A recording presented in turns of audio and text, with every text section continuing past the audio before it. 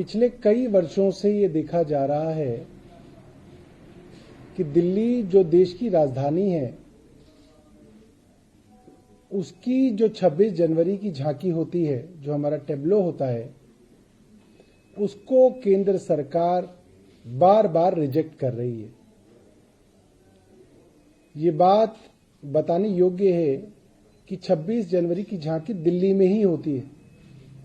दिल्ली देश की राजधानी है। इसके बावजूद 3 साल से लगातार 2022 में दिल्ली की झांकी को रिजेक्ट किया गया, 2023 में दिल्ली की झांकी को रिजेक्ट किया गया और अब 2024 की झांकी के लिए भी दिल्ली सरकार के प्रपोजल को रिजेक्ट कर दिया गया। मैं बताना चाहता हूं कि पिछले कुछ वर्षों से कौन से प्रपोजल हमारी तरफ से जा रहे हैं।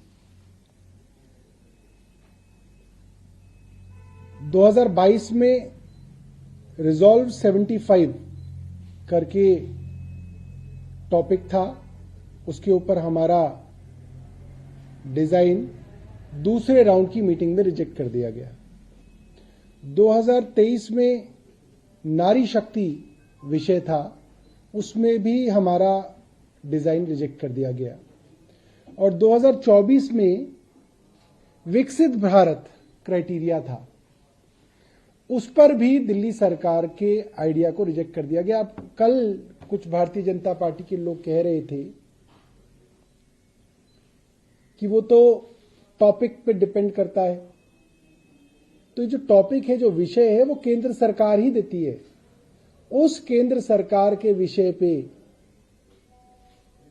जो राज्य हैं वो अपनी झांकी का प्रपोजल देते हैं, डिजाइन देते हैं, 3D डिजाइन देते हैं और केंद्र सरकार उस प्रपोजल को लगभग बदलती भी है।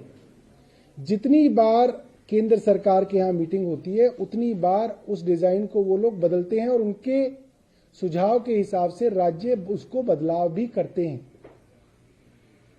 तो ये तो कोई कह ही नहीं सकता कि ये डिजाइन का कंपटीशन होता है। ये कोई कंपटीशन नहीं होता। उन्होंने हमारे डिजाइन में कुछ सुझाव दिए थे, हमने वो सुझाव मान लिए थे। अगर वो और सुझाव देते तो वो सुझावों पे भी हम लोग विचार करते। विकसित भारत विषय पे क्या कहा जा सकता है कि भारत कैसे विकसित होगा? शिक्षा और स्वास्थ्य व्यवस्थाओं से भारत शिक्षित होगा।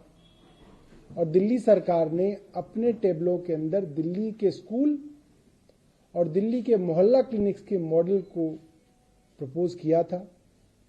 और ये इत्तेफाक नहीं है कि पंजाब सरकार के 26 जनवरी की झांकी को भी केंद्र सरकार ने रिजेक्ट कर दिया है।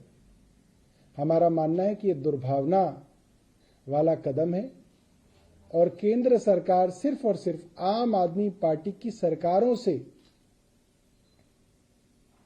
बदला लेने के लिए हमारी झांकियों को रिजेक्ट करती है।